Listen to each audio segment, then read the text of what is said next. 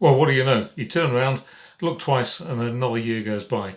And here we are in 2024. Can you believe it? Well, this January issue of the Mover magazine is full of all kinds of stuff, as always. And it's a bit of a bias, I suppose, this time on trade associations. We've got quite a bit in from IAM. We've got a story or two in from FIDI as well. So do have a look at those. The first one is the launch of FIDI's system for measuring CO2 emissions, which has been talked about recently and is very much needed. And there's a story in this issue talking about the launch of their system to do it, which is a really important development. And congratulations to FIDI for doing it. We've also got a new contributor, a chap called Ed Katz. I don't know if you know Ed Katz, but he's from Atlanta in the States, and he's written a book and various other things about the moving industry and about his experiences. And he's contributed a little thing, and it's called "The Customer Is Always Right." Of course, the customer isn't always right, and it's really a story about when to say no, which is something that I know that most people, me included, find really hard to do. So anyway, there you go. Have a look at that one.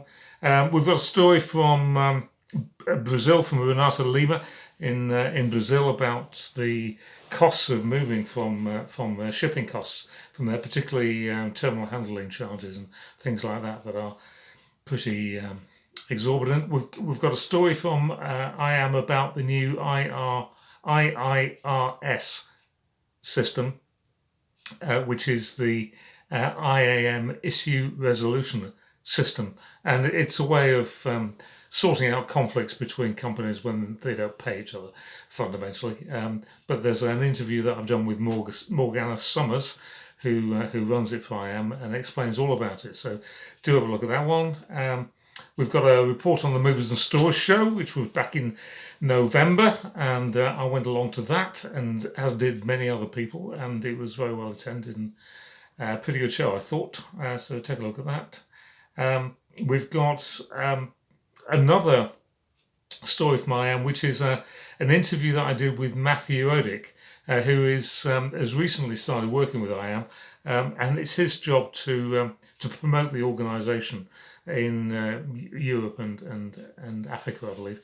And it's just about what he's doing, the work he's doing, and why it's important. So do have a look at that one. And finally, there's another really good story I'd like you to have a look at, which is about sustainability, and it's a story written by Paul Barnes. Now, Paul Barnes, I interviewed a couple of years ago when he first started his business, helping moving companies with sustainability. He's got a lot to say on the topic.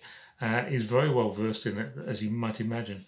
And he's written a story about the strategy of how you actually go about doing it. Anyway, there's loads in the magazine, loads more apart from what I've just talked about. But I do hope you enjoy it. And I hope you have both a happy and successful 2024.